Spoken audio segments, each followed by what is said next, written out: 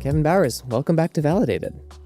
Thank you for having me. Yeah, this is your third time on and the most requested repeat guest. That's still kind of surreal to me, but cool. Thank you.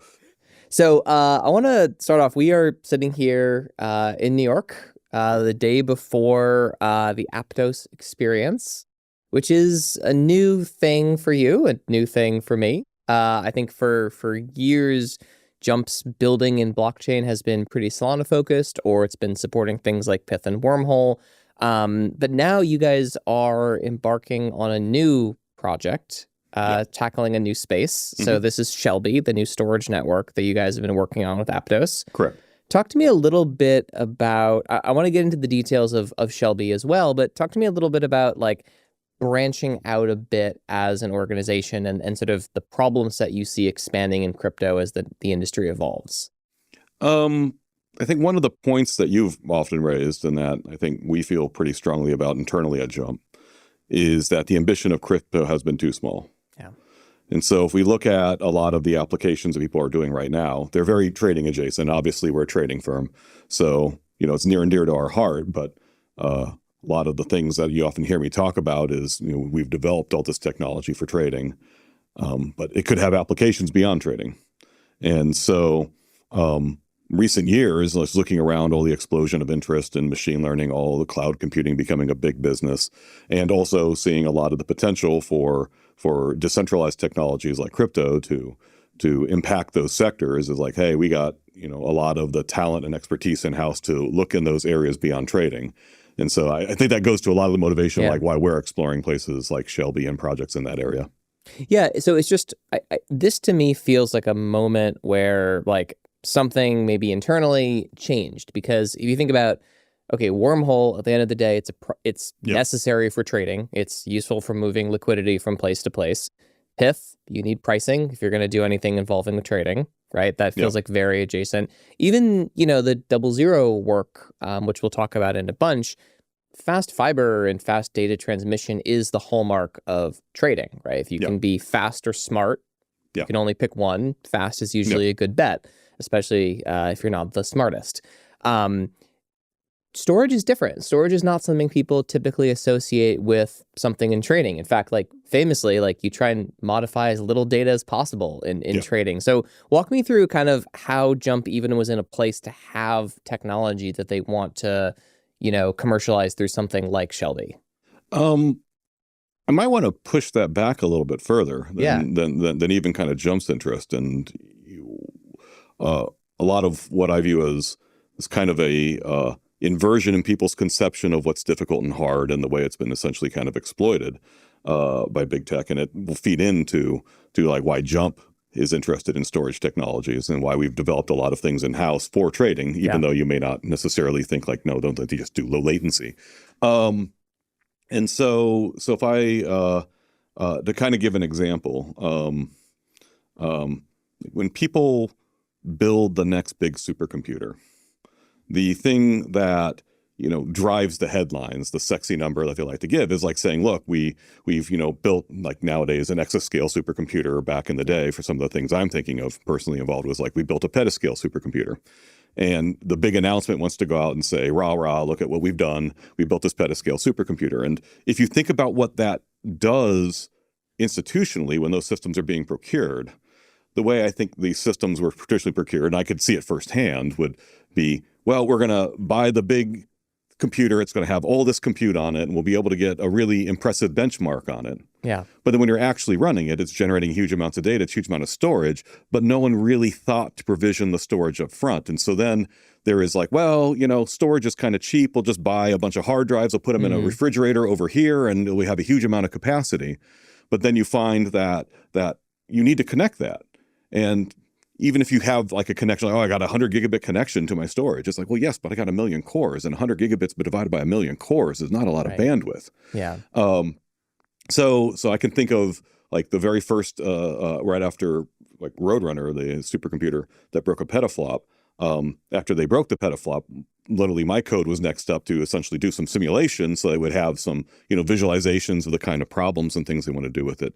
But like at that time, it was very early in development. Like I was literally piping stood out of this giant simulation because all the file system stuff like was not yet done, and it was like not deeply integrated into the system. It was this thing like it was bought separately, it was off to the side, and then you get that situation.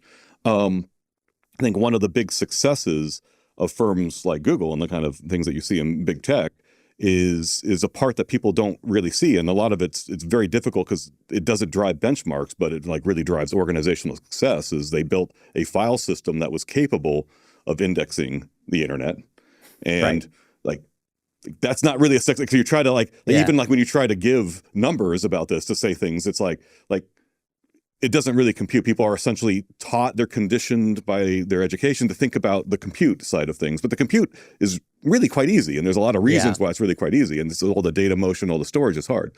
So if I say, I've come to Jump now, and yes, they do the low latency on the production trading side, but they have to do something with that data. I mean, like we're trading, we're seeing how the market responds to those trades. We want to figure out how to improve our strategies, and also other people are doing the same thing. So if somebody changes their strategies, how do we update our strategies or other things to remain competitive and keep offering better deals to the market? And so when you have this technology, you have a huge amount of data that's being generated in financial data centers, and you're capturing all of that. And you want to be able to then analyze that and do a lot of machine learning algorithms and stuff on that. Now, the financial data centers aren't engineered for doing research. They're not data centers you control. If you say, I want to trade on this exchange, the exchange will set the terms. They're going to say, this is what our racks look like. This is the space. This is the capacity. This is the power. This is the cooling. You have to fit within their form factor. So if you show up and say, but I want to use my big giant cluster of GPUs to analyze this data, they'll be like, that doesn't fit. And, if you're looking at this, these data centers are, very often near financial, like we're in New York right now. That may not be the place where you get the power and the cheapest for learning. And so really what you want to have is you want to have a research data center set up where it's efficient to do the research. You can get the power, the capacity, the cooling, all the things that you need for that. But that's usually far away. Right. So you have all of these systems around the world that are capturing all this information in great fidelity. And you want to aggregate it in places where you can do the analysis and that are optimized for the analysis, these research data centers that you set up.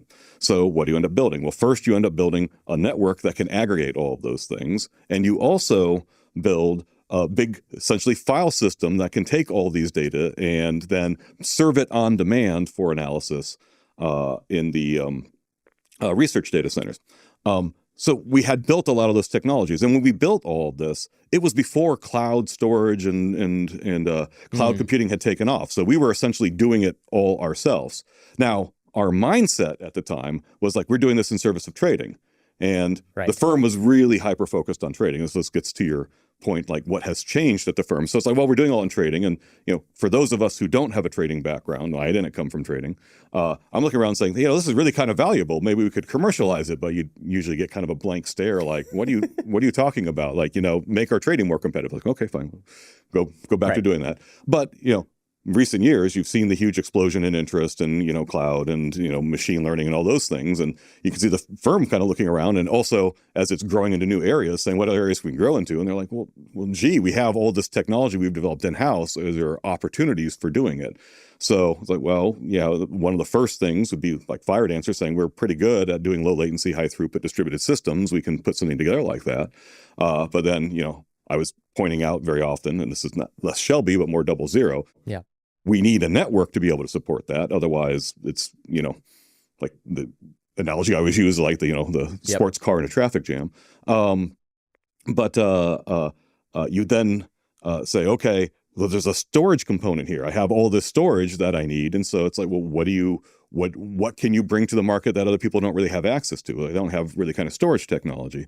So if I look at the development internally wasn't all that different than I've seen in other fields or when I was working in scientific computing. What you typically find for users of these systems, like doing quantitative research, they'll get kind of a canonical data set that they can tune their analysis on. So let's say like, hey, go give me a day that's kind of like the kind of days I want to analyze. Yeah. And they'll pull it all onto their desktop.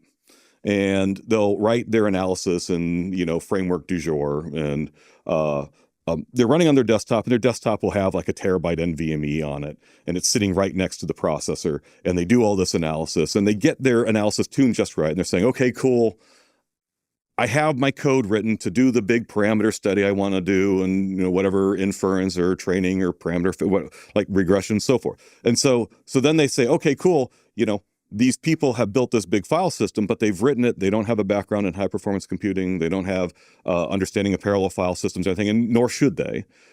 They just developed on their desktop. It works. They know basic things like fopen, and it looks simple. And so they take that thing that's running, and it's running on this like terabyte like storage sitting right next to the processor with a reasonably high bandwidth, like PCI Express bus connecting it. And then they go run it on a traditional piece of infrastructure. And it's like, okay, well, I've scaled up to thousands of cores, but the storage is here, the compute is there. The connection between them, when divided by all of the processing power, is actually way lower than what they got in the desktop. And so they're expecting to go run this analysis on these big giant resources and see these speed ups and get a prompt response, and they can do fast iteration and tune and look for things. And then they discover like, no, it's like worse. It's clunky. It takes forever to schedule the jobs. It takes forever to move the data across. And they don't understand because they're just looking at it saying, all I did was call fread or something in my code. They're like, why is this slow? And it's like, well, it's actually a really hard problem.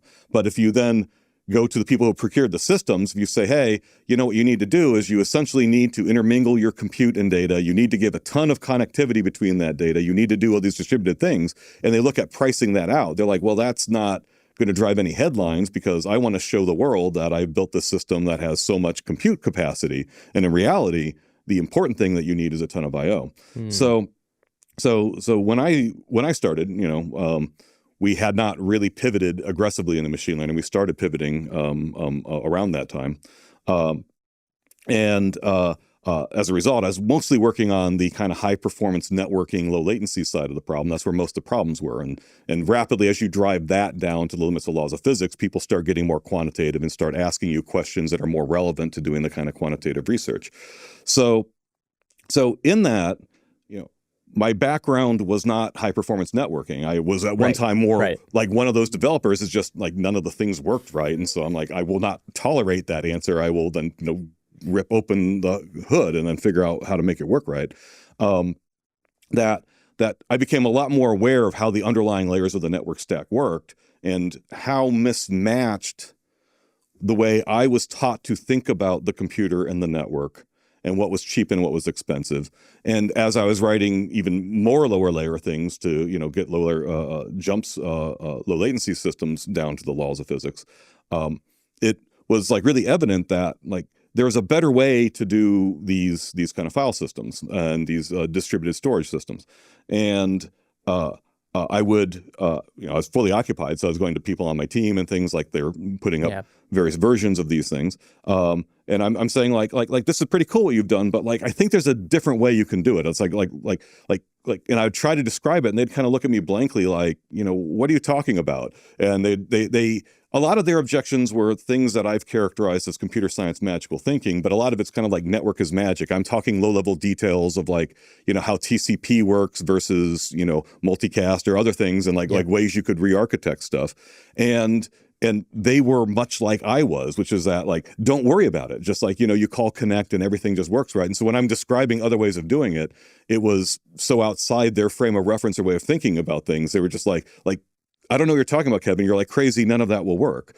And so I'm like, okay, well, they're closer to the problem. I'm pretty busy over here with all the networking and low latency stuff. So more or less was letting that kind of go on for a while. But after, I don't know, the fifth or sixth iteration of having the same arguments with different people with solving the same kind of problem with these distributed storage things, I just got kind of fed up. And I wrote the basic kind of algorithmic ideas just to like prove to myself it worked.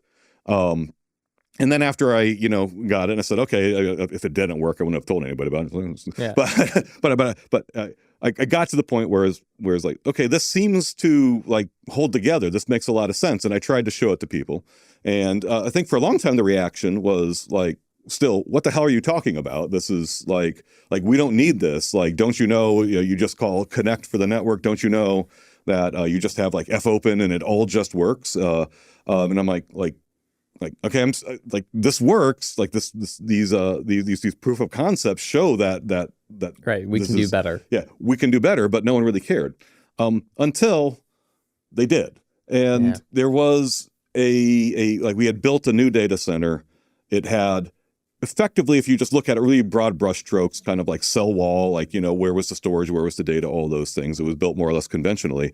We had essentially quadrupled the amount of compute we were making available to our quantitative research community, but we had only doubled the amount of bandwidth to I/O. And so all these people running things the old way were then running on it, and they discovered, oh, it got slower. And they're like, gee, did we just build the largest space heater known to man? It's like maybe we should do something. And they're like, hey, Kevin, that stuff you've been ranting about, like maybe we should dust that off and look at it. And so a lot of the people that were working on my team and also in the trading groups and so forth in the kind of high performance computing research, a lot of them, their motivations were like, I want to do clever algorithms and compute and all that. But the problems that kept coming up, they were consistently just like, we need to fix the I/O. We need to fix the I/O. And so we spent a lot of effort fixing the I/O to make it possible to do the kinds of analysis that people wanted to do. And it was all in this era where there really wasn't a cloud option. Fast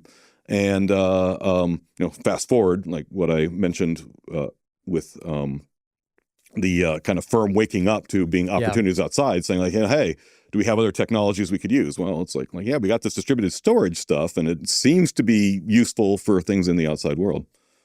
So when I want to go back to like the physical data center for a moment, when you're talking about the I/O, or not the I/O, the storage and the compute are physically isolated, right? You can think of like a very basic example. One's on the right side of the data center, one's on the left side of the data center. Yeah. When you're getting down to the level of saying, okay, we're going to re-architect the way the file system works, the way the I/O works here for greater throughput, how much is like physical locality impactful there? Are your file systems and algorithms aware of like, hey, we literally took these 4 storage racks and we moved them 50 meters closer to this system, and that shows up in the actual like software desigin, or is it still more theoretical than that? Like, no, are we getting like tile architecture for data center layouts at this point? It can, but not necessarily in the way that you're thinking about it.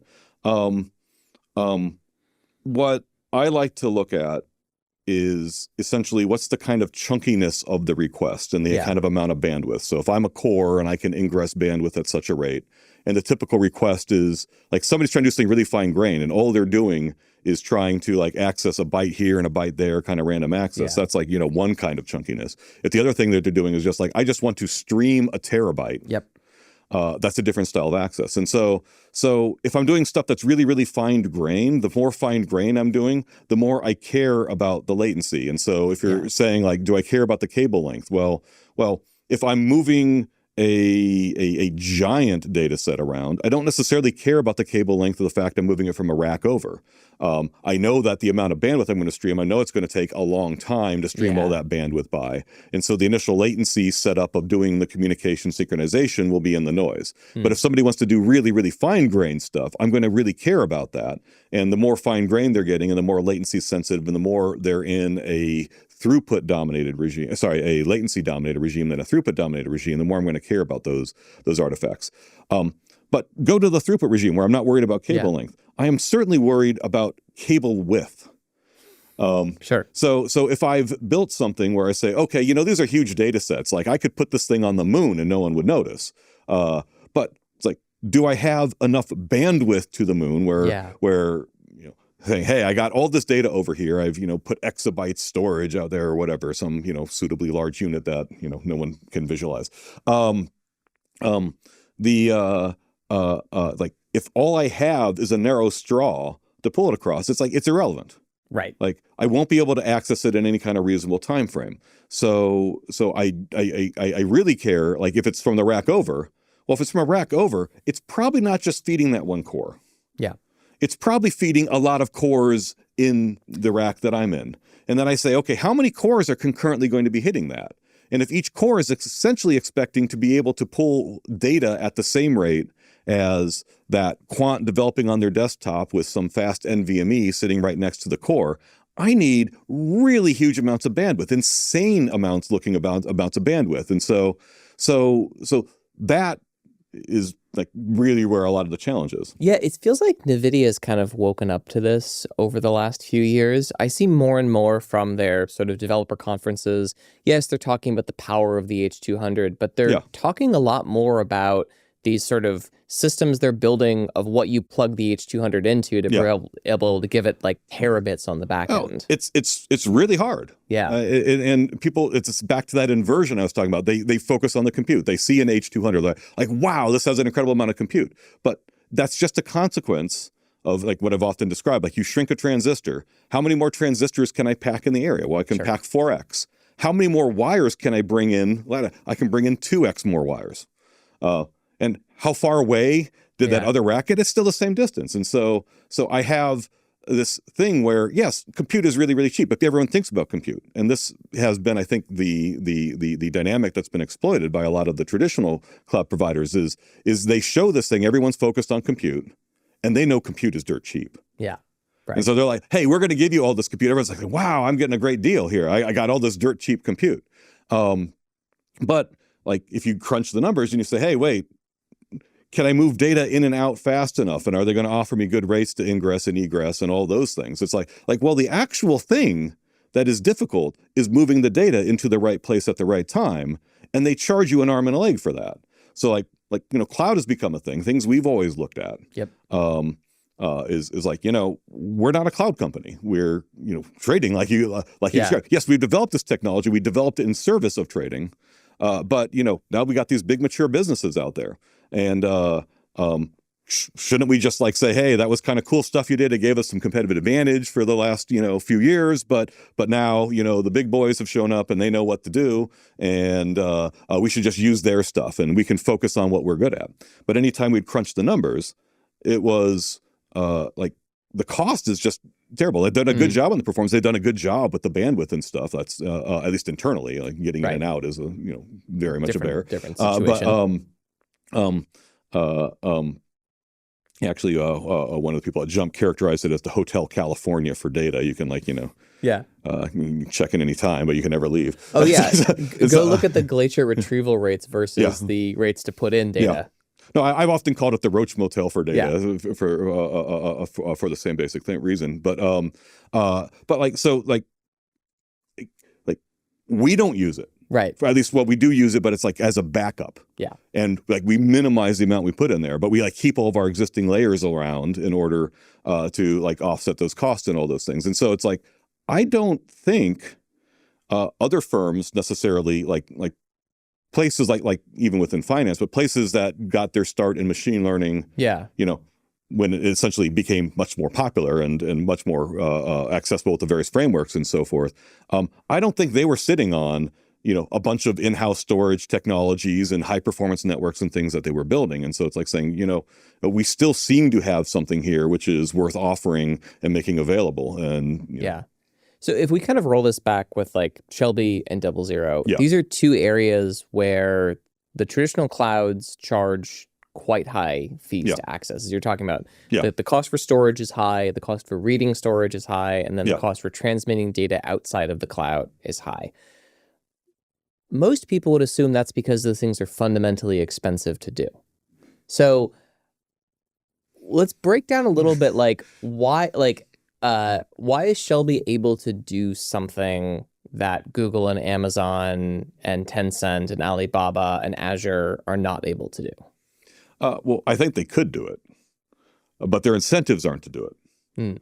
A lot of like the reason for totally. And so but like what about the cloud providers, do you think, and I know this is not necessarily your expertise, but like you've worked with them for a bunch of years, like what made them decide that like, you know what, egress bandwidth is the thing we are going to charge for and not monetize? Because it seems to me like the moat is compute, or it should be compute. That's like, if you think about it from like a decentralized storage and decentralized networking standpoint, if we're taking the AWS stack and we're decentralizing it into its components, 0. I mean, we spun up a global fiber network with 11 independent contributors in less than a year.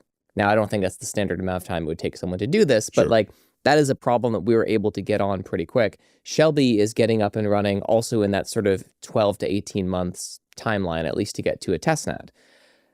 I think it would take us a lot longer if we were trying to compete on compute as like an industry with data set. Maybe that's not accurate, but I'm kind of curious how you think that the traditional clouds landed on two things that are actually fairly, not easy, but tractable to go in and disrupt as the things they're going to bill for. I think what their really big incentive here, like with charging this way, is they want to keep people in that ecosystem. And the data's sticky. Yeah. And so it's like, you know, if we create these barriers, we you know, say, hey, you get all the compute you want within our thing. Now, is that compute the cheapest possible? I mean, there's a lot of markets moving around and things like that. Maybe not, but it kind of doesn't matter. Like you bought in, the compute looked like it was a savings. You're in the cloud, you have your data there, and there's really high barriers to exit.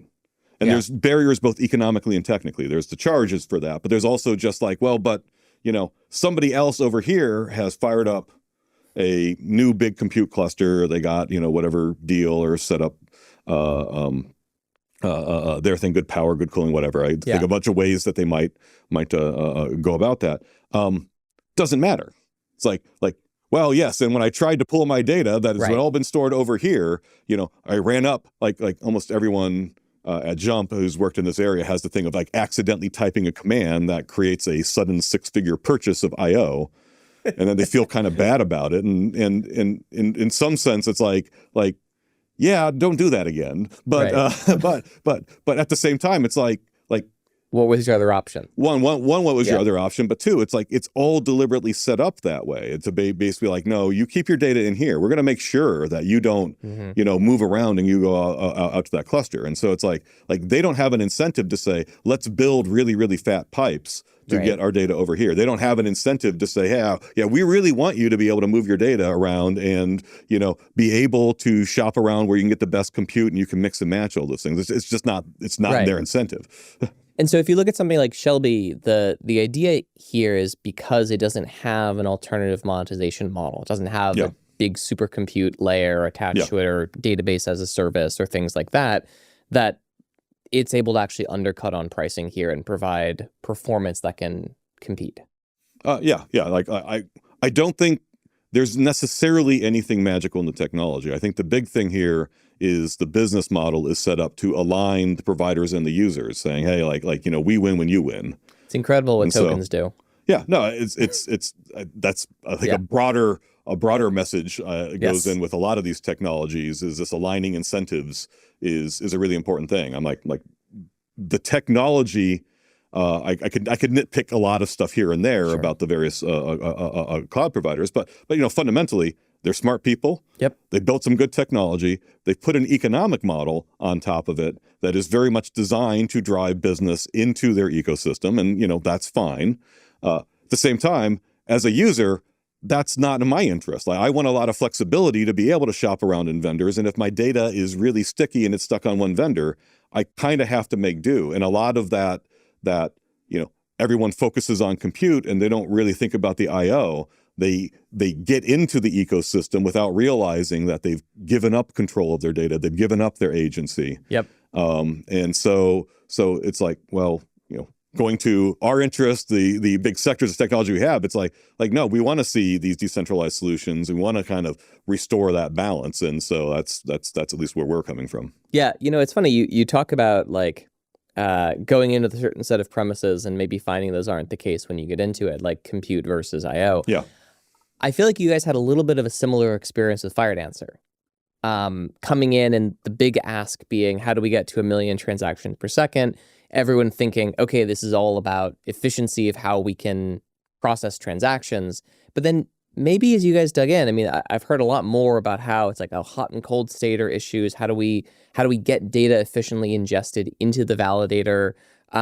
So I want to kind of start out like broad level, like what is the state of both Frankendancer and Firedancer today? Look at the source code repo. You know, you don't have to listen to me. People like listening to you. Thank you. What is the state? Frankendancer is live on mainnet, somewhere around 20% of stake. We're kind of happy with that. We'd actually like it not to increase radically more in state. Mm-hmm. Some of that is for gathering data. Some of that is walking the walk. Sure. I can read various. It's just fascinating to me what people will say on services like X, because I'm just like I don't know where you got that. It's like you just clearly made that up.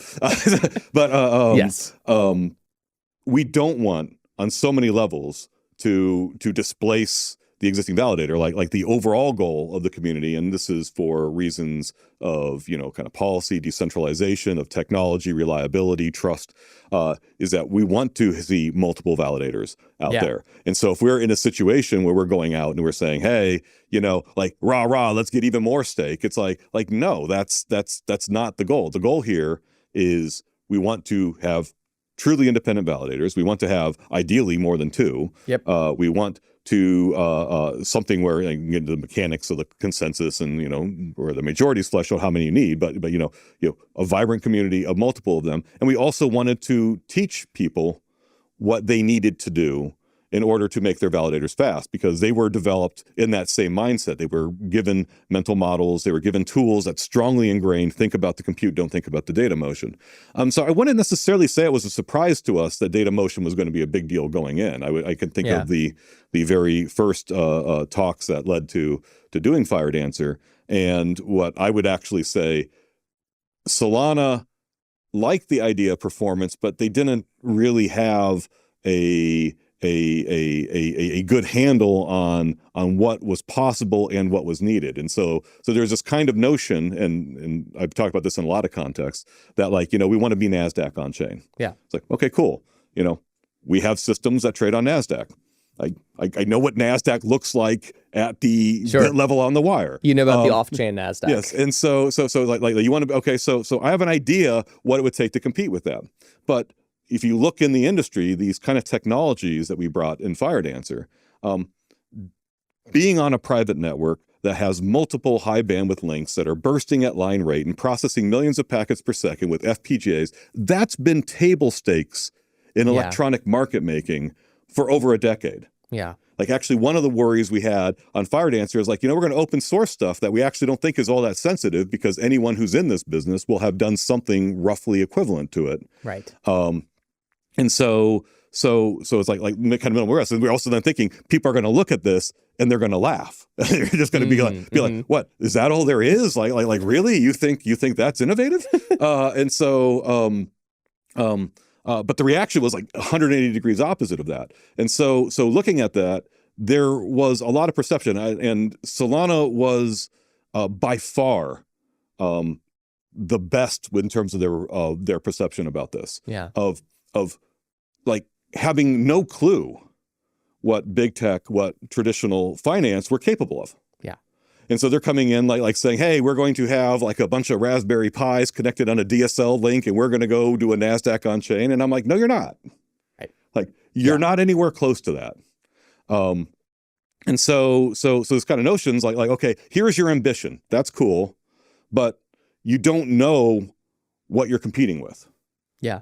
So like I know what you're trying to compete with. I have a pretty good idea what you're going to need to get there. But there was a lot of distance between point A and point B. So very first questions I was asking were the same questions I've from my experiences already making that evolution just, earlier due to the various freak accidents in my background, that worry about the data flow. So I'm asking a lot of questions like, just tell me how a packet makes it through the system. Yeah. Like show me that diagram. Right. Schoolhouse Rock for packets. Yeah. And so no one could. And I was asking all sorts of people, like everyone have kind of a little part, like, oh, well, you got this thing over here with the VM and you got this other part over here. And I'm like it's like maybe like a committee trying to describe an elephant. And I'm like, show me just the flow. I just want to know what the data flow is, because then I can start reasoning about what you need to do, what changes might need to be done on the protocol. And so this kind of notion of milling TPS, I know in early discussions, people were where like oh yeah, Solana's really fast, and like, oh, how fast? They're like, oh, like 1,000 TPS, and like you look at like a Bitcoin or other things, like it was like unfathomably fast, and I'm like, and we're gonna be like NASDAQ on chain, and I'm like you need millions of TPS to handle the bursts. Yeah. and so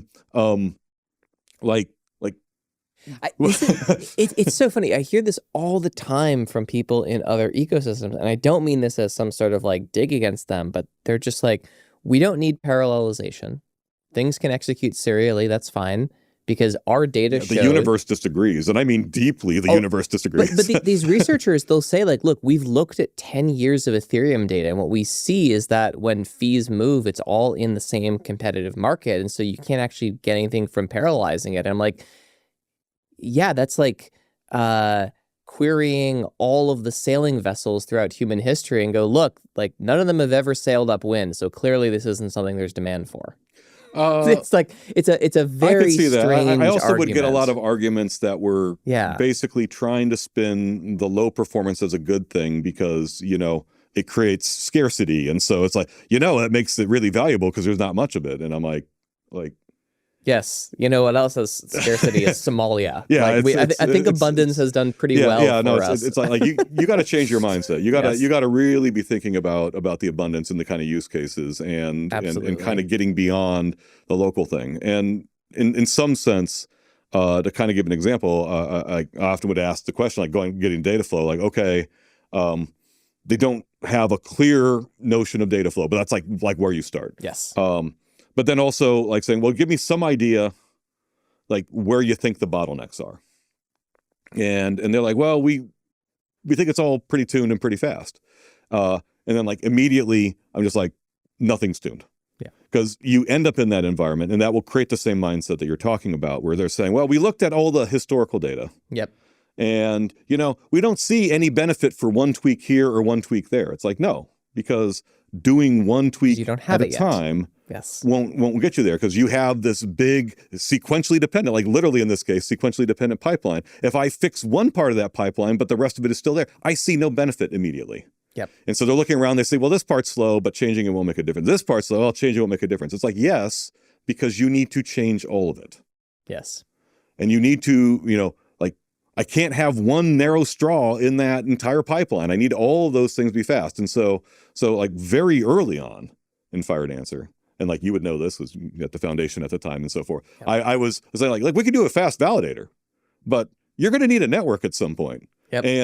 And I think the reaction at the time for most people was like, what is he talking about? Like the internet is a solved problem. Like it's so done. And I'm like, kind of like, wait, you think the internet is decentralized? Like you think the internet is solved? Like, do you think all of these firms use that? It's like, well, yeah, they do because that's what they've been conditioned to. They haven't really thought about it. They had no reason to think about it. But if you are a big tech company, you are a traditional finance company, you are doing these kinds of trading strategies or offering these kind of cloud services or whatever, you know that you're going to build a private network and you're going to optimize it for your needs. Yeah. And so I'm looking at saying, okay, we want to compete with NASDAQ on chain doing all this other stuff. It's like, that's cool. You're going to need a network. But then you have a big education problem that comes along with it. This is actually... By the way, I do want to do a shout out to both like you, Matteo, and Andrew, because I think you've done a really great job cluing in people that, there is technology below that, cable that comes out of your wall that you plug in your network to, and it's non-trivial, and the people operating it aren't necessarily incentivized to give you the best service for what your applications are running. Yeah. Well, thank you. Yeah. I'm curious, when you and your team working across Jump think about areas for optimization, how would you break that sort of resource commitment down between things that like reduce latency versus things that maybe like increase compute efficiency? Like there's so much of a focus in trading on like, it's all the quants, right? It's all about how good the algorithm is. Mm-hmm. And like, there's definitely truth to that. But oftentimes when we talk, we're not talking about algorithmic edge. You're talking about like latency edge, data flow edge. These things, obviously they're interconnected, but like when you look at kind of the scope of optimizations that your team works on, how do you kind of break down that work? Entropy. It's probably be more abstract than I want to get into. That's a really hard question. One of the things when I was made head of research and development at Jump, that is like a newly minted manager, I really wanted was some abstract notion of what's the marginal value of a nanosecond. Yeah. Because what essentially would happen is you would have a trading group saying, hey, could you make my strategy a little bit faster? I'm using a hash function here.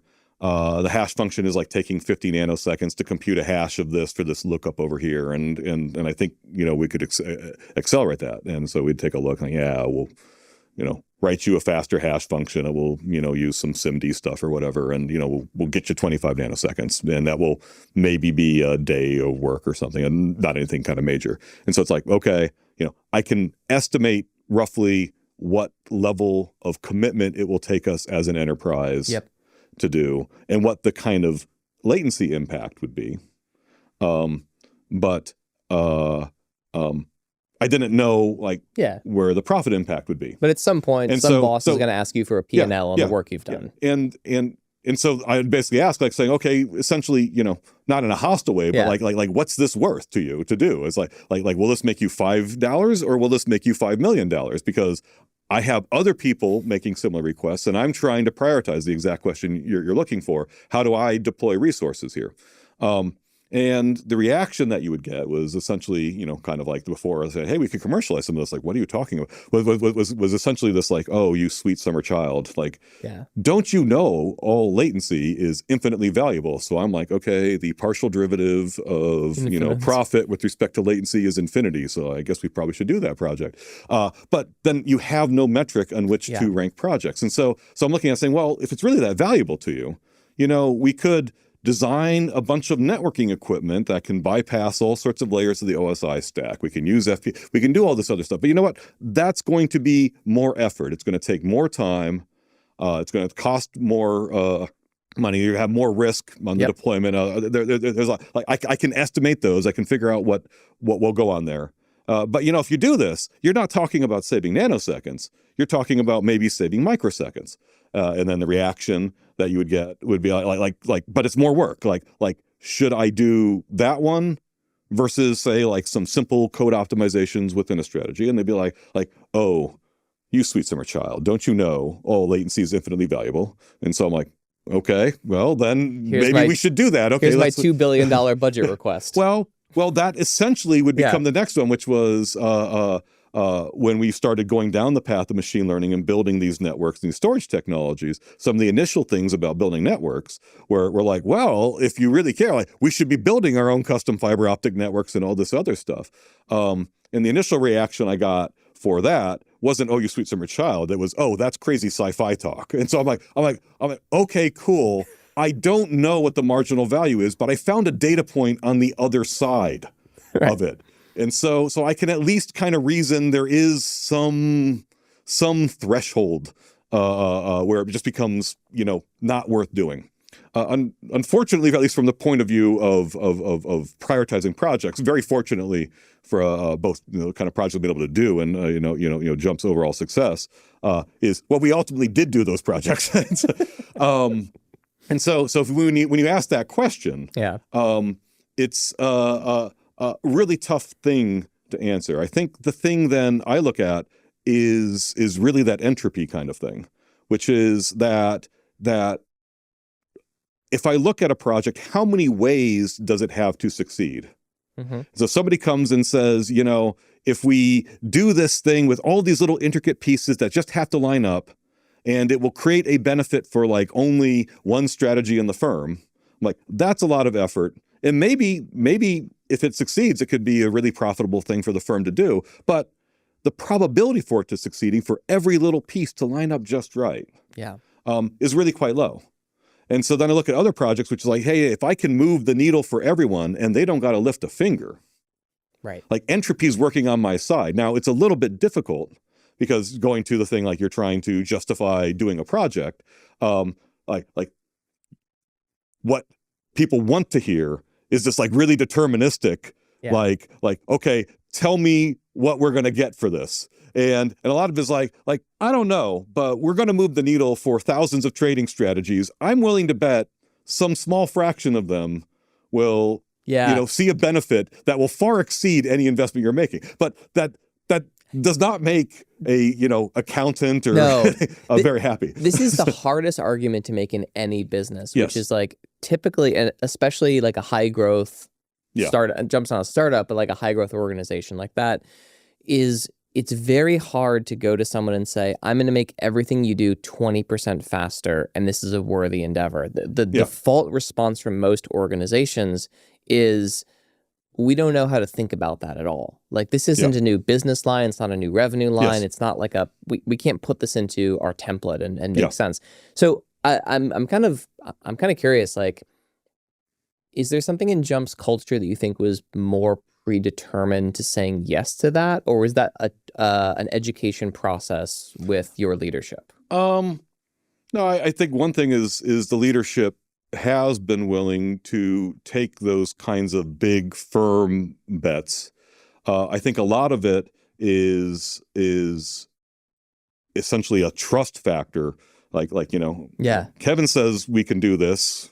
Well, let's try it. I mean, like okay, cool. I'm glad they think that it's worth a shot. At the same time, I also know I was accountable. So if I'm like, hey, let's go build a globe spanning network and do all this kind of stuff, and comes back and it's just like, what the hell were you thinking? I'm like, well, that's probably not good for my tenure as chief scientist. But a lot of these projects, they were willing to take the chance on it, and the kind of attitude towards that and trust in their people. And so I think that's maybe one of the big factors. I think the problem that you mentioned, it is really common in a lot of other areas. I can think of like I mentioned the Roadrunner thing in the past. After that, I was, asked to be on a number of like government panels or go to various meetings where they started thinking about what research milestones do we need to put together to build an exascale supercomputer. And that's 1,000-fold beyond a petascale. And if you look at the time, there were like really only a handful of people who had done anything at the petascale.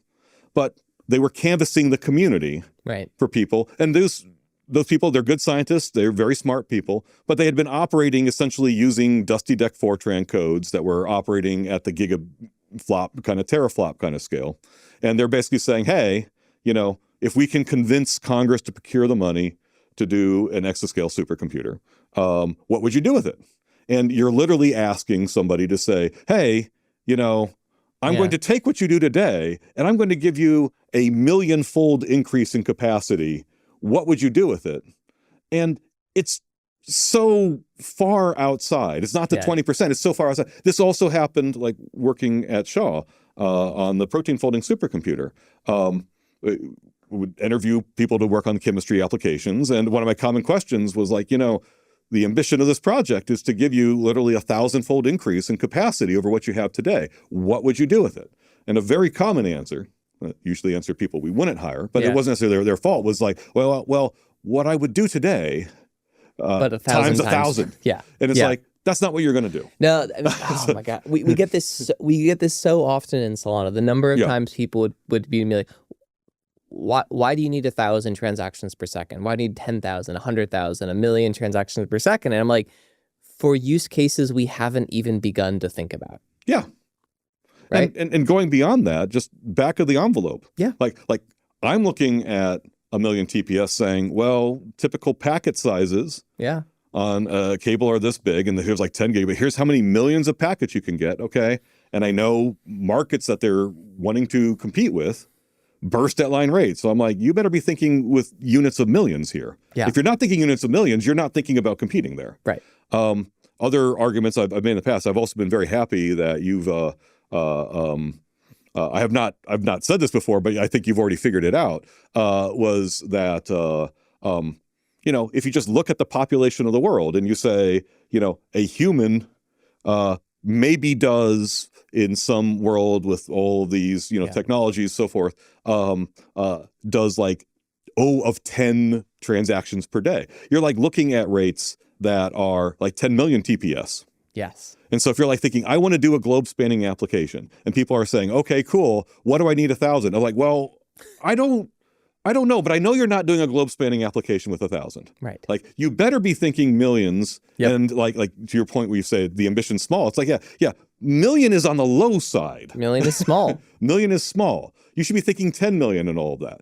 And so like all these technologies, I'm like I don't necessarily know what's there, but I know it's entropically favorable. Yes. I know there's a lot of things that will happen, and some of them will work out. Yeah.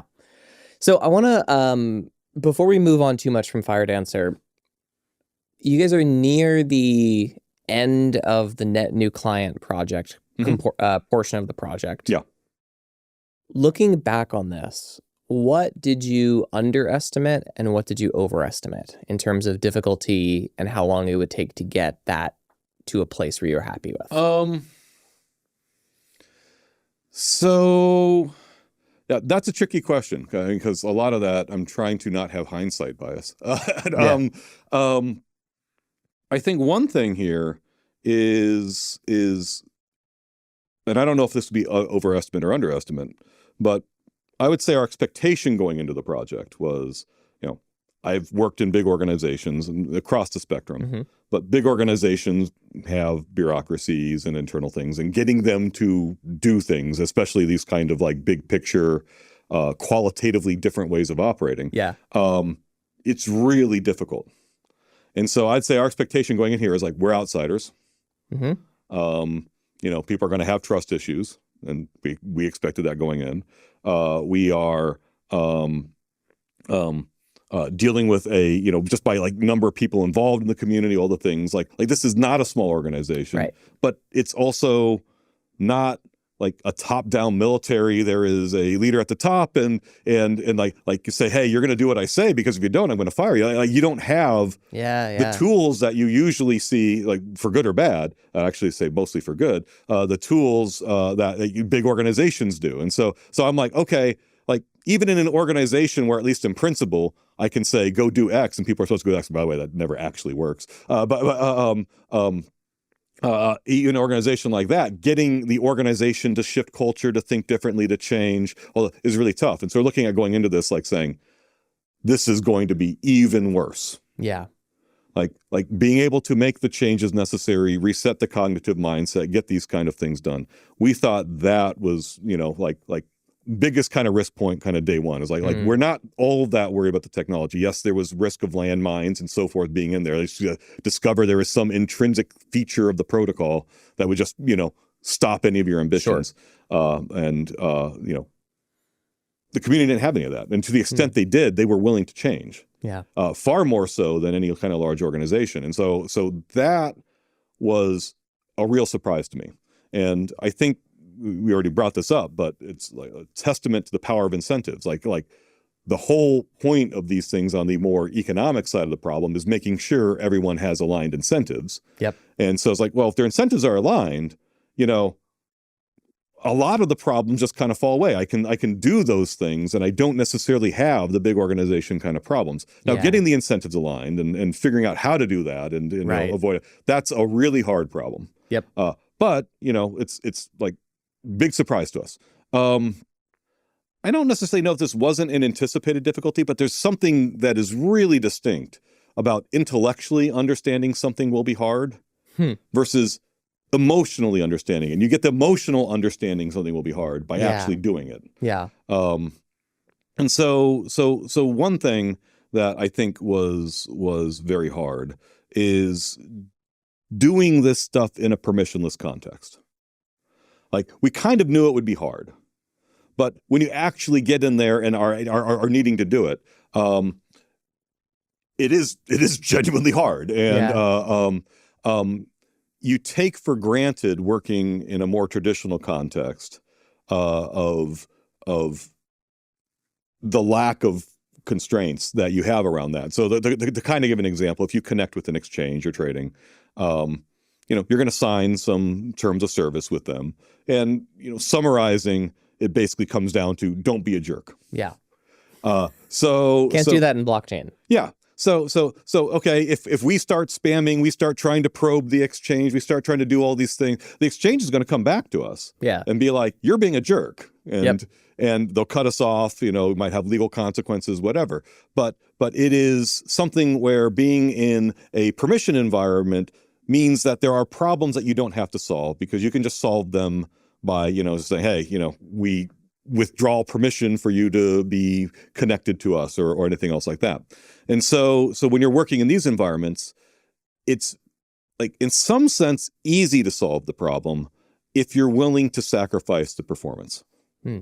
And a lot of it feels a lot to me like a version of the computer science problem of a lock-free algorithm. I'm trying to write some concurrent program, and it's very easy if I just put a lock on everything. And anytime, like, oh, hey, it looks like this might be an area where two threads might try to do something that might conflict at the same time, fine. We'll just go to a global lock, and we'll have everyone line up and go serial file through it. And if you do that, you get no performance. You get no scalability. You've killed everything from doing. Very easy to do.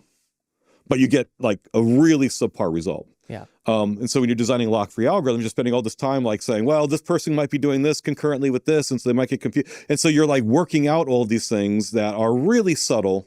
But the end result, you get something like people don't block, things go really fast, you can, have good scalability, you have all that kind of stuff. And so I think what, like, the equivalent here working in this area is like saying, hey, we're working in a permissionless environment. We can't just tell somebody saying, hey, knock it off, or we're going to, disconnect you. Yeah. We have to find ways to do it, and then do it where we don't induce some kind of like global centralizing authority, some kind of global lock on the system. And so that's one thing that, I think we got that was hard. Intellectually, but we emotionally understand that it's hard now. Yes. So I want to talk a little bit about FPGAs. Sure. So you mentioned earlier that they've been used in high performance trading at the exchange level. Yeah. For a decade or so. Yeah. Well, at least on the firms that are trading. The firm side. Okay. Yeah. So how broadly speaking, some exchanges too, but the exchanges are actually fairly opaque to us. So interesting. I actually didn't realize. I assumed you had a pretty good network architecture when you sign up to trade on one. No, they don't hand you over saying, here's the source code of like you're doing with the things in a blockchain context. They're going to be like, hey, it's all on chain. Go look. And so this is actually an interesting deviation. I assume that there's a whole bunch of proprietary information that the exchanges give people when you sign up for one of their colo trade servers about. There's going to be documentation to say this is what a packet needs to look like, but what they do is still pretty open. Yeah, it's like, you can step back saying, if I was in their shoes and had their constraints, what I might do, and then you might get a reasonable guess, but you don't know for sure. Interesting. So how are both exchanges and firms using FPGAs nowadays? So the big problem that you have in computing is there's this giant Tower of Babel for how it works. Nothing speaks the same language at a really deep level. A lot of this comes down to how the memory subsystem is presented to an application. And so if data's coming in off the wire, it first goes into the NIC, and the NIC is going to be operating in its memory space, and it's going to like maybe flip it up into a queue that the operating system, and it's going to have all these address translations and all these other layers of inefficiency. It's going to maybe flip it over to some messaging library that you're using, and it's going to have all sorts of queues, and it's then going to flip it to your application, and you step back and you say, okay, how much time was spent between point A and point B to deal with all of these translations, because no internal part of the computer is actually speaking the same language. And you're eating a ton of latency. You're eating a ton of cost. And that latency manifests in the form of, just literally being too slow to be effective. That also manifests in like, I can't cycle around and send, as fast as I might do, and maybe get as many orders or things I want to get into the exchange. And so you really want to cut the time out of that. You really want to get the compute right next to the wire. And for years, like going back, I said earlier, we weren't natively a storage firm, but we had all these storage problems and no one was willing to solve them externally, or at least solve them in a way that also didn't come with so many strings attached that no, we can't really do this economically. That saying like, hey, going to the big microprocessor companies, like, please put your compute next to the wire. Yeah. Like, I don't know if you've noticed, but most computers are networked nowadays. Right. Maybe you should get good at letting code process the data coming in off the wire. And you literally mean here, like, if you go look at a circuit board on a server board, the NIC is over here and the socket is over here. NIC is over here. And well, that's physically like I wish that was my delay. That wouldn't be that bad. Okay. You could still do better, but it's like no, it's all of these logical layers of translation that like I'm in this virtual address space that has nothing to do with the kernel, that has nothing to do with the way the NIC sees it or PCI Express or whatever, and nothing is designed to be very efficient. It's all just this, like I described, the Tower of Babel. Everyone's speaking in slightly different languages with slightly different protocols, with all these little glitches between them, and it's just slow everywhere. And then on top of that, there are these abstractions that have been built. Yep. And the abstractions have nothing to do with how the application wants to view the incoming streams, has nothing to do with how the streams actually come in. So it's like, okay, you haven't abstracted the hardware well, and you haven't abstracted, like, I have no idea what are we doing here. Yeah. And so like none of this makes any sense. And so you end up with these really fragile applications, really inefficient, and they're just really slow. But people don't realize how bad it is, in part because like they're just saying, oh yeah, just call connect and TCP, and I'm like whoa, no. So when you're looking at this and you're like starting to optimize and you start peeling away, like you realize like, well, what I really want, I like want the ability to process data in a general purpose way right next to the wire. Yep. I want to cut out all these middlemen, and no one will do it. And I definitely think it'd be possible, in part because like the work done on the protein folding supercomputer, right? It could do really low latency core-to-core communication, latencies that, now 2 decades on from that work, I still can't get commercially. But like it was necessary for the kind of parallelization, the kind of scale there. And so it's like, is there a technical reason why it can't be done? No, there's no technical reason. It's just that, there's all of these malincentives in big tech and the ways the systems work and all the inertia behind the legacy stacks and all that.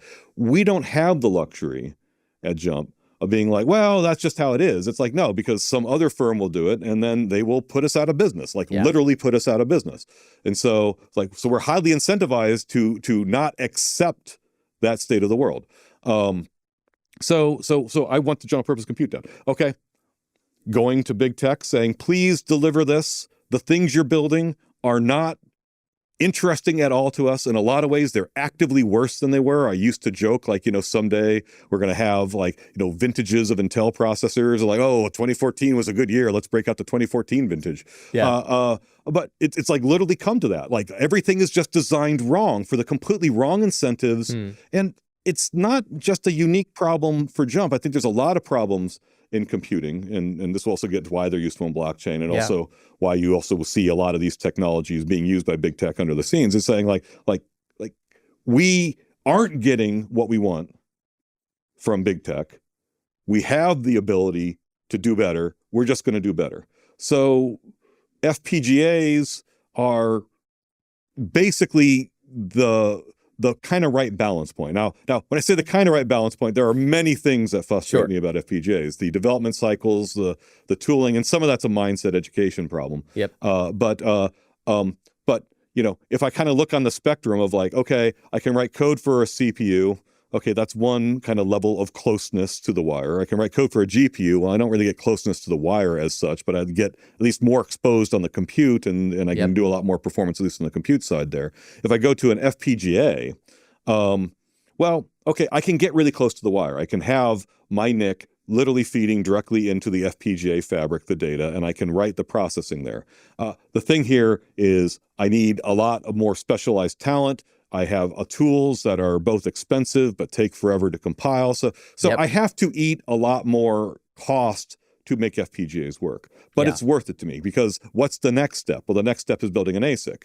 And ASICs is like take everything about FPGAs and like add a 0 to it, and says, okay, it's even harder now.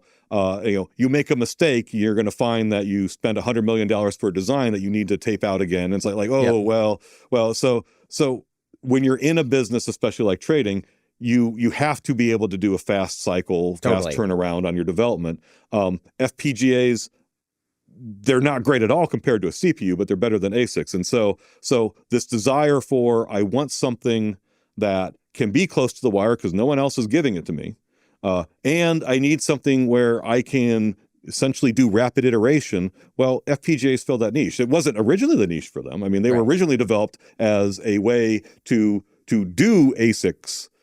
Say like, hey, I'm going to make an FPGA version. We'll run a lot slower and all of that, but I'm going to make sure the ASIC works before I go ahead and spend all the money to manufacture. I want to discover I've made a coffee pot warmer.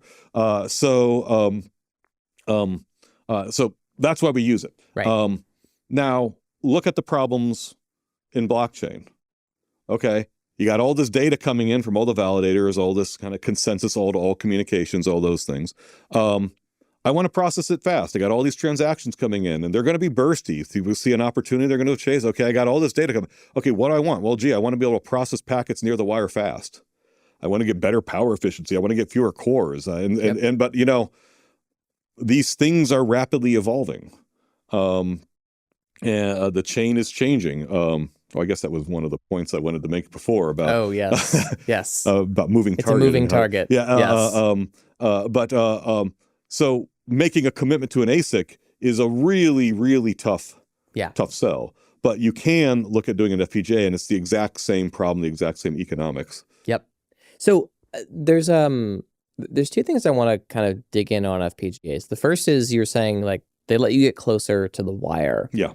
Is that simply because you have full programmability of the whole chip, and so you're not going like, if you need a network controller on this chip, you have to actually write it out in code, and so you can control the Tower of Babel and make it shorter? Or what is it about FPGAs that let you get closer to the wire? That's a really big part of it. Yeah.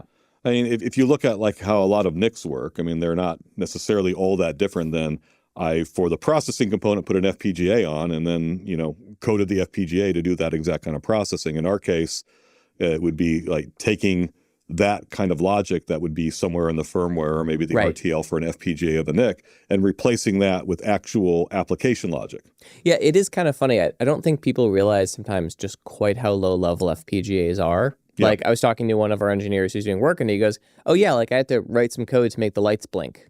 Yeah. I'm like, what do you mean? I'm like, oh, there's like lights that blink on the back of a NIC. Like, yeah. If I want them to blink, I have to write that code. Yeah. It doesn't happen by magic. Yeah. It's really interesting. And so the other criticism you hear about FPGAs unrelated to programming is that they're not great for things that require state. Yeah, no, that's true. What about FPGAs like limits that functionality? And I assume that that's kind of the next natural evolution of an FPGA is like, why don't you just make an FPGA with like 256 gigs of RAM on it, like built into the board? Like you could, but that's your transistor budget. Yes. So if I am making a microchip, I'm going to have some notion of the amount of resources I have, the amount of money I can spend on it, the time I'm willing to spend on it, and that by extension, what kind of processes can I buy and so forth. But if you translate all of that stuff down, you can kind of boil it down to for the resources I have and am willing to deploy at this project, I get a transistor budget. Yeah. Or maybe more like a transistor switching budget. I can like switch this many transistors at this rate. Now the question is, what do you do with that? Yeah. So if I look at a conventional CPU design like an x86, they've spent their transistor budget on massive amounts of cache. Yes. Yeah. And the whole point is to present that abstraction of like, hey, you're compute limited. Don't worry about the latency. Don't worry about all of that. Now, that comes at a very real cost. Those transistors that are doing all of that cache, our transistors aren't doing math. Yeah. They aren't, doing fast processing of data coming off the wire or anything else like that. So they've made their choice, and given their application target market, that's a completely reasonable choice. Now, if I look at what do GPUs do, GPUs say, hey, look, we're not trying to present this abstraction of fine-grained serial processing and other stuff. We're going to spend our transistor budget differently. We're going to spend it on basically a lot of multipliers. Yeah. And, they've done a really cool job with the stuff in their programming model to expose those in a way. But saying, we're not spending it on cache. Yeah. And so it's like, well, okay, what do you get? You get something that has a lot of processing power associated with it. You have to code your stuff differently. And, the stuff in CUDA helps, the tooling get developers to be able to start change their mindset in ways that do that. Now, same problem with FPGAs. This is an area where I get the complaints about tooling and so forth. Why is state a problem? Well, the FPGA is essentially a blank slate. Here's your transistor budget. Because it's a blank slate, you don't get as big a transistor budget as you would, because you're not, it's like, hey, I'm going to have flexibility on how I wire all this stuff up. And so you come along and you say, hey, I want it to be just like an Intel processor. It's like, you're not going to win that game. Yeah, okay. Right, right. And so it's like, yeah, could you put down a lot of memory on there? Yes, and it will be slow, and you'll have spent your limited transistor budget doing something that you are competing at a disadvantage. You're just going to lose that game. Yeah. And so if you're designing stuff saying, hey, can you just take this piece of code I've written for a conventional commodity CPU that is designed for these, memory is just this infinite tape Turing machine, and don't worry about any of this kind of stuff. There is a huge amount of caching and stuff. All of those transistors are meant to present you that illusion. It's and just pick that up, put on FPGA, it'll be fast. So nope, that's not going to happen. You need to do a similar. I need to reimagine stuff no, you're going to do something in the case of GPUs, factor your code into these kernels, worry about the warps and the thread blocks and all those other things. And once you do that, it's okay, I can use the GPU. Well, it's the same process with FPGAs, except for the tooling is quite unfriendly. It's saying, okay, I need to rethink here, saying, okay, what do I want to spend my transistor budget? I better be spending it on business logic that I can't do efficiently on a commodity CPU. Yeah. Now, there's a lot of business. What is jump? It's packet processing. Packet comes in, think about it for a while, sometimes send a packet out in response. So that x86 actually doesn't do well. All those layers, they're not helping me. And so please spend your transistor budget in a way that helps you. You're not a big enough market. We don't care about you. It's okay, fine. Yeah. I can go do an FPGA. I'll spend my transistor budget that way. But then if somebody is saying, hey, why can't I just pick up my really state-heavy code, which is designed for running on a serial single-thread 3 gigahertz processor with a 5 gigahertz turbo or whatever, say, and run that on FPGA? I'm well, the FPGA is going to run at 312 megahertz. Right. It's really good at doing ultra-wide parallelism. You've written your stuff for manipulating bytes. Yep. You are constantly touching memory random access. And the caching layer on Intel is kind of hiding how bad that is. You need to re-architect. You need to, and this gets to the thing I always say, you need to think about data flow. Now, if you actually do think about data flow and you code for a conventional processor, by the way, that gets a lot faster too. So it's like all those layers, they're not really my friend, but that's why you see people, I don't want any state, because it's this is not what it's good at. It can't be good at that. So if you were setting out to solve so 00, right? We are working to integrate a bunch of FPGAs into the network operations for everything from dedupe to sig verify. Some of the stuff comes out of the Firedancer program, but there's all sorts of other stuff we can do in terms of QoS work. A common request we get is can you check the fee payer account? Can you make sure this transaction actually has enough money in it to pay? That's one of those things that becomes a stateful object. Yes. Yeah. If you're thinking about where do we have to go in blockchain in the future to enable more hardware acceleration of these components, for me, it feels like state and the ability to process computer intricately linked. Are you thinking about kind of what that problem looks like into the future? I've been thinking a lot about it, and then beyond thinking about that, like we've spent a lot of time in various discussions with Solana. We've also seen the community run with some of these or independently come up with a lot of it, of noting like you just can't have state grow indefinitely. Yes. It may not be the problem today, but you got to think strategically. It's like, but you better be ready in the future. It's like you mentioned the example of like checking is the fee payer balance. Okay, so like when we designed the database layers for Firedancer, and we've also been thinking about what we need to do in hardware. Yeah. Well, there are like two big problems there. One problem is essentially the actual state of the account, and then there's the metadata of the account. Yes. And you want to make something that's really robust, resistant, and like going back to these like constraints that being permissionless put on top of you. When I look at the metadata problem is a really tough one to think about for having a system that is simultaneously, denial service attack resistant and permissionless and all these other properties, because, just some random thing comes up and you want to process it really fast and just look up a fee payer account. It's like, I better have that sitting in some fast memory nearby. But then you ask, how much of that? Well, if it's just some random access, because some random account, the public keys are literally, cryptographic, like random numbers. And you look at the ambitions that have been talked about, things like, Anza promoting like 50 billion account kind of capacity. It's like, okay, 50 billion accounts, say you're looking at about 10 bytes of metadata per account. Oh, but by the way, just to do the indexing for things like which bytes of the metadata, you're going to probably have something like on the order of 32 bytes per account or so. Like you're immediately looking at something where the amount of DRAM that you need is just like, to be able to do a fast query like that is measured in terabytes. Yeah. Now, that's totally doable.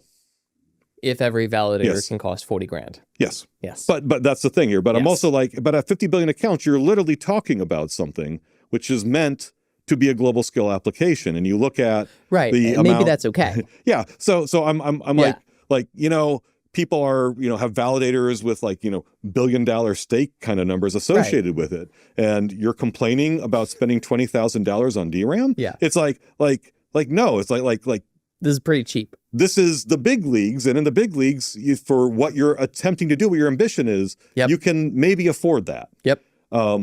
But still it's a thing like, no, I want to run it on that, like, that Raspberry Pi, that 386 SX Acer laptop that my parents found in the basement when they downsized and gave to me, like, hey, I can use this spare compute. It's like not at that kind of scale. Yeah. It's just not in the cards. And it's like very deeply baked in. So it's like they say, well, won't accept that. I need to be able to run it on a really cheap, it's like, fine. Tell me what constraint to relax. Yeah. And so it's like I can relax any of these, slow. and I can find ways to make that work. But for all the ambitions of the community, it's like you will need a lot of state there, and that state is something where you want it to be accessible by hardware. And then I'm looking at a commodity system, and I'm like, I got the Tower of Babel. Yeah. Like just the notion of having just the way page memory subsystems work and the way it's exposed, like everything is fighting you. Yep.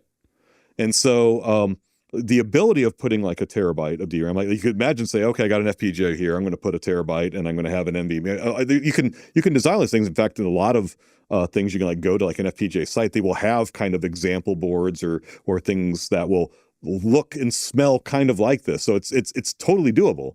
But is it something that people are accustomed to thinking about? Mm-hmm.